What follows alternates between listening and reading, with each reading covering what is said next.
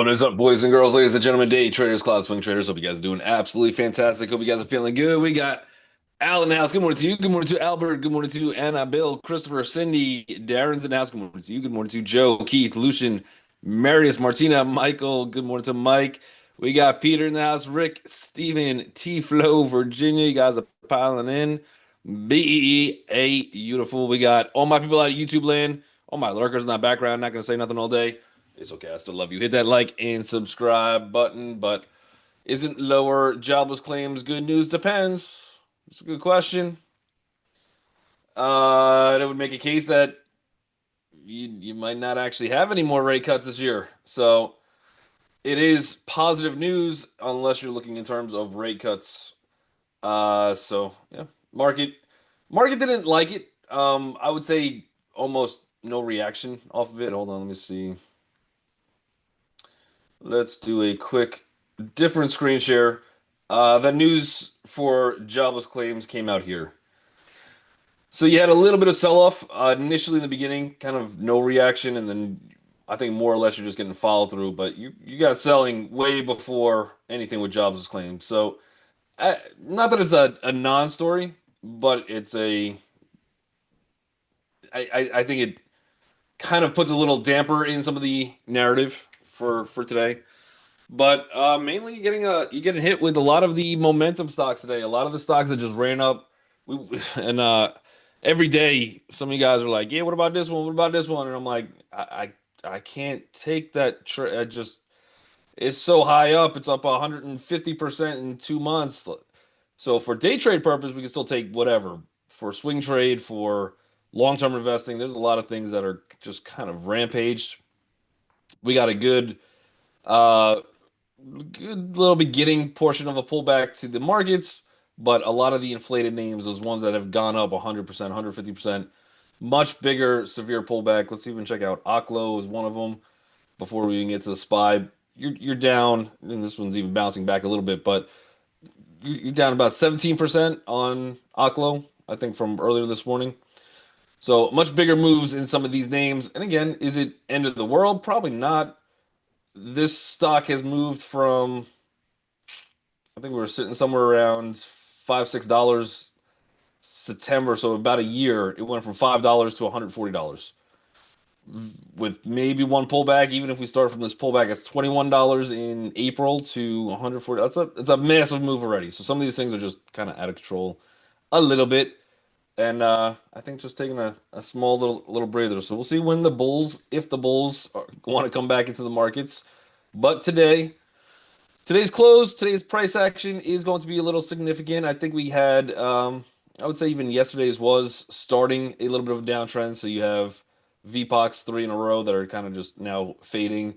Also crushing through some of the, again, we're high up there, but some support levels that you would look to hold if you're going to continue bullish. Still well inside this downtrend or uptrend in a longer term basis. Nothing has really changed. This level is going to be huge. So today we have a retest gap in a look to play the fade. Look to do what you want to, but normally you have 2 days of sell off. You get a nice little gap down into a little support. Probably look for a fade for today at some point, unless this candle starts getting taken out. And what I mean by that is that VPOC specifically. So if we start taking out 657.28, we get some candles closing below it. You have a little bit of support. 656.41. Maybe you get down to like 655.84. That 655.84 would also be another really important spot. But we've been there before. We've had good volume on this candle from September 17th. I would think that you'd at least, if you want to be bullish, still have hopium that there's not a bigger pullback coming. You're gonna want to stay closing above 657.28 for today. So you're opening right into that zone. So nothing too very, very important level, and then you got some resistance 658.42. So I think a little chop on both ends of that. If we could stay above that first 657.28 zone, and then we start seeing some candles closing below 658.52.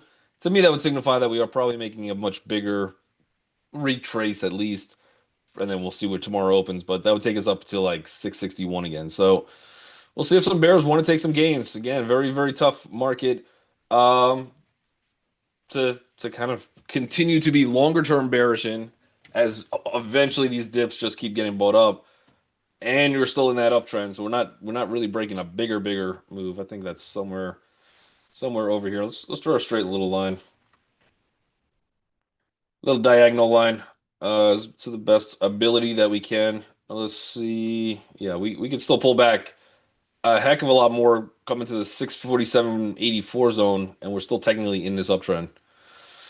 So not too crazy, but Bears taking a little bit of control, and mainly those Momo names getting smacked around a bit, but we have some key levels there. So again, very, very important level where you have that volume, that last little panic, you had that gap above it, never really been retested. And this is our first look at least, so we'll see what happens if the Bulls can hang on for a little bit. Q, same thing, retest gap for today.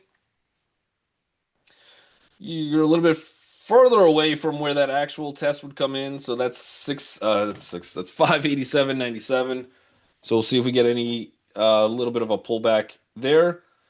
Other than that, you do have two levels of support before we get there, 590.70 and 589.94. It's gonna look a little like the SPY. Both of those were taken out on the SPY, and you just got this one left, but still pulling back, got a little support. I would expect Qs come down a little bit more, and then maybe we could play that fade. So we'll see how that opening candle comes in. Probably a little bit of fear, panic. Nah, I don't know how much panic there is, but a little bit of fear of this market's just gone too crazy. Honestly, that fear probably should have started about 2 months ago, but here we are. So we'll see. We'll see how this ends up playing out. So maybe a little just okay, maybe time to you got to kind of wait for everybody to buy their puts. I guess so we'll see if people just want to say, let me lock some of these gains in, or maybe we start buying those puts, and then that might be enough to trap and rally again. But we're kind of getting to some interesting levels for sure. Bitcoin, I think, was coming down a little bit. Yeah, more than a little bit. Wave count wise, unfortunately, this on a small term basis, this might be beginning of wave three. We'll see. Unless you want to try to make a case that this is one, this was two, this is your three, this is your four, this is your five. That would be your bullish case for Bitcoin if you're looking for reversals. Otherwise, I don't know if I would count that first one too much. I would think your one is here, your two is here. This is looking like it wants to begin your three. Um, Not the greatest spot. If it comes down a little bit more, you got 110, 189, so maybe something like this. If we want to try to use that, and then we come down, retest this 108 zone again, and then maybe you get your bounce if you're going to try to make that bull case. So, not looking good though. Bearish engulfing candle. I think we got a little bit more room to the downside for Bitcoin. You are maybe getting into a little support here, so we'll see if some chop starts to come in. But even to get there, a little bit lower. Let's see. Let me find some of those tickers. We got the first one I see is CCL. Carnival. Oh, not looking fantastic. Again, retest gap.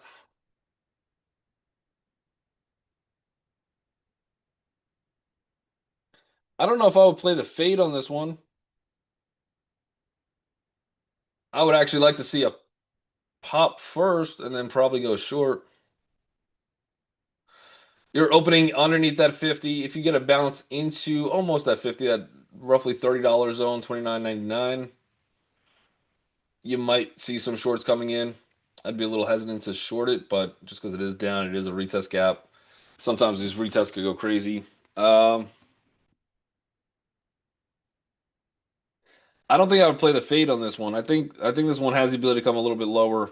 I don't know where we stop at, but the next support, I think it's a weak one, but 29.79, and then I think you got 29.66 would be your next spot. Bigger spot. We have an untested VPOC, two of them, down to this 29.23. So I think you do have some more room to the downside on this one. Would love to see a small pop, not a full-on retracement.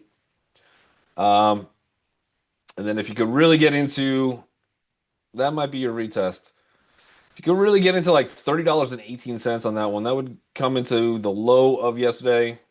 That also puts us into a good volume zone, and then probably much better risk rewards are short. Otherwise, your VPOC from yesterday, I think, is right at the low of the day, signifying a little bit of weakness, $30.39. So maybe a small pop before you go short, but that looks like it kind of wants to come down a little bit.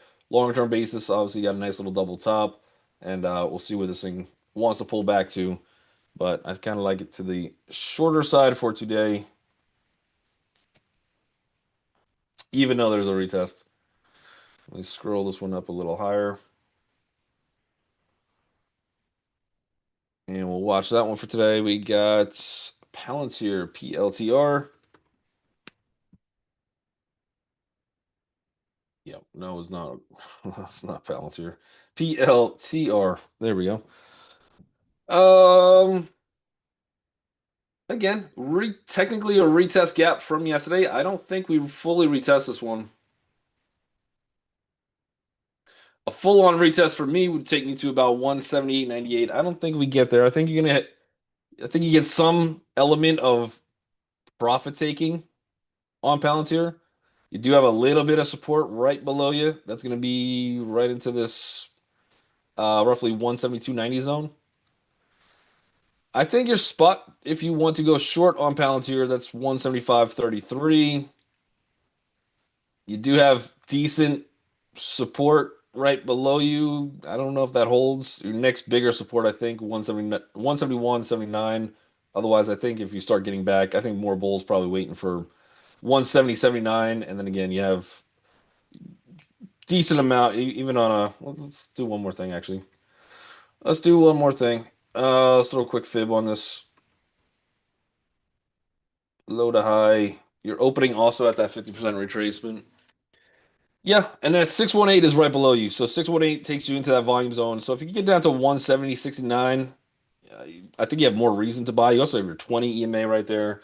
So good spot for an initial bounce at open. I think this one, if I had to take a stab at what this one does, probably gets a little bounce, and then I think we roll a little bit down. But look for some buying to come in at this level. And if it doesn't come in there, your next spot is here. You don't really want to get a full-on retrace and start breaking that last hammer out. So it looks a little rough, looks a little shaky for today. Let's see, we got Coinbase. Coinbase was also gapping down a little bit more than I would appreciate. I do have some calls on this one. They're not going to look too good today. But again, retest gap. I would also say very similar to Palantir on this one. Probably looking at a decent resistance. So we're right around this 113.81 zone. Again, this was easier to get taken out this time, especially when the markets closed, but they were able to do it. You have a little support. We've almost got to this first support, so I don't know how well this is going to hold. This is 310.72. I think I'd be looking for closer to about 304.03, something like that. Maybe this thing could run into like 305.92. So for today, I think it's the same plan. See what happens at that 313.81 zone. If you get a small bounce, full on retail test would take me into this 320 zone. I don't know that we get there. I think we get some small bounce and then probably continue to roll a little bit lower. So I'm planning on that. If we get that push into here, I don't know if I'm going to sell those calls, but I might buy some shorter term puts and then see if I can make money to the downside, something like that for Coinbase. But not a fantastic location for open. I think we're probably looking to come into under 305 if that's where the Bulls want to step in. But I think that's your next kind of target to the downside. Let's see what else we got. We got IBM. That one looks a little different. When I say a little different, I don't think this one's trading in the same market as everything else. We got HSBC improved bond trade prediction by 34% using IBM's quantum computers, highlighting gains and trading efficiencies in European corporate bond market. This one might be a little different. I don't know if the weight of the overall market, how that one's going to play into everything. But you actually had a little bit of inverted hammer after a nice run up. If we could open here, you still have this gap fill all the way up here at somewhere close to 278, 279. Technically inside day from yesterday. Uh, but yeah, if I saw that candle come in, if I was the one shorting here, if I was the one shorting here, I probably would have held that trade overnight, thinking you get a little bit more the next day because that looks weak. So I think you're trapping some bears here. I think you're trapping some bears here. This one might be a decent gap and go, doing something different than the rest of the market. Interesting. Let me put that one a little higher on the list as well. And again, a small pullback would be okay. Let's find out the zone on that one. As soon as TradingView wants to get us all the way to the top. Uh, Small pullback into like this 271.38 if it wants to. I'd be okay taking a quicker action, small high wave candle, something like that as well. If we don't get all the way back down there, look for a breakout. But that looks like it wants to continue going counter trend the rest of the market. But maybe that makes IBM even more interesting. We got APP. That's a retest gap as well. It's got a lot of room. It's got a little bit more room to the downside than it does to the bullish side, but you're kind of in no man's land. I'd see if, again, I don't think you get that full retest today, except we're in 2025, so maybe we just have all-time highs today for everything. That's possible as well. But I think if you get into look for a little resistance. I'd probably be watching here 628.37 to go short. I don't think we even get to the 634.78 zone, but I think that would be at least in terms of risk reward, a much better spot. I don't know that we get there though. So I'd be watching the 620.37 zone on a pop on that one. And then to the downside, even from open, I think your target on this one could take you to about 607.28 would be your first spot. And any more momentum is going to take you to 600. Where's that high volume candle coming from? Man, that would be an interesting spot. If you get up to the 634.78, you're getting that candle with that volume. All of the bulls who were profitable for 1, 2, 3 days, that would be their spot to get out. So again, I think you're trapping a lot of people. I don't think we get there. But if you can, I think that's a really, really interesting spot for some of those bulls to say, let's wrap the circus up a little. We've gone up nonstop for how many days, and then you get the bulls stepping in. That one to me looks a little weak. Short where you can for me. I got Delta also kind of gapping down. A little bit of a retest gap. You do have a little bit of support, very little, at 56.91, so we can see where that one wants to hold. Maybe for today you get some kind of a bounce. Again, the last big volume candle, well, we had this one that came in August 22nd. We are playing in that playground well below it. The next big one that kind of had to hold, which didn't here. Bulls felt a little okay again, and now you're getting more closing below that as well. So, and you had a little bit of the 50 EMA support. Again, we'll see how this one wants to open. I would suspect some of those bears take some gains on this move, especially with some type of support, 56.91. Otherwise, I think if you get some real selling and probably within the next couple days, probably into 56.18 looks like, and looks like we're on a path probably back to that 55.79 at minimum. Big other untested VPOC spots would take me into like 53.79, but I think it's going to take a couple bounces first for us to get there, unless we get some crazy news or something nutty that comes out. AVGO. Broadcom is getting a nice bounce. Good hammer, at least yesterday, off of the 20. Bulls had everything in their favor going for them, and that looks like a failed mission. They had to open above it, or at least above 339.07. Again, a little bit of a retest gap, still technically inside day. We'll see what the next 9 minutes come in. Other than that, it looks really weak. really weak. Had to open above at minimum 335.81. Again, anything above 339.28 would have probably pushed it pretty bullish for today. And we are below both of those. So small pullback, maybe get that full on retest. If you do, I think it's a gift at this point.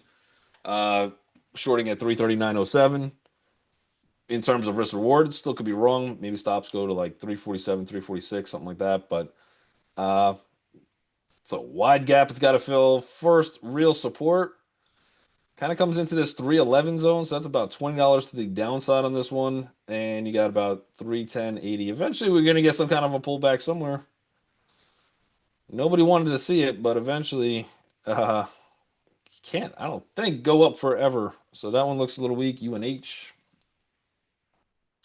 Watch some of the safety names too. If you get MO, if you get KO, if you get Pepsi, any of those names, if we start losing them and tech at the same time, then it looks a little bit more exity as opposed to rotation wise. You got UNH is also a little bit of a gap and go from yesterday. Not a fantastic open. Unless you could get some kind of in the next 8 minutes bounce above 348.50. This is not a great location. Probably comes down a little bit more for a spot, which is not a great one, but little support 346.21, a little bit of support at 344.38. Both of those, I think, a little bit to the weaker side, but they should be there. This 344.58 zone, I'd like a little bit better, over 48 zone.